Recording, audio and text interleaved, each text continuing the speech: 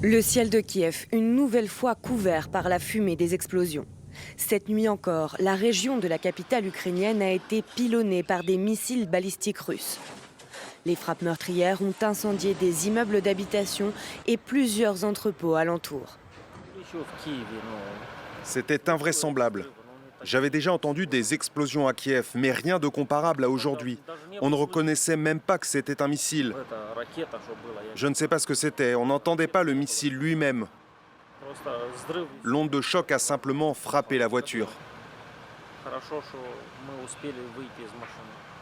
Kiev est de plus en plus souvent bombardé par des missiles balistiques et des drones russes. Samedi déjà, 10 personnes ont été tuées, en majorité des civils, et aussi des secouristes volontaires, comme cette étudiante, Vitalina Yarovenko. Après une frappe russe, elle portait secours aux blessés quand une deuxième frappe, quelques minutes plus tard, au même endroit, l'a tuée. Sa décision de se porter volontaire pour aider les victimes des attaques à Kiev montre que sa vocation était d'aider les gens, avant même d'avoir son diplôme universitaire. Elle était très empathique.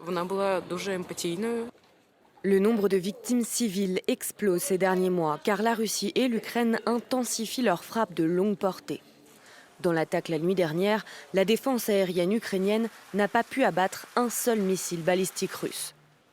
Volodymyr Zelensky réclame à Washington l'autorisation de construire ses propres patriotes qui comptent parmi les meilleurs systèmes intercepteurs au monde. Mais Donald Trump refuse pour l'instant de donner son feu vert.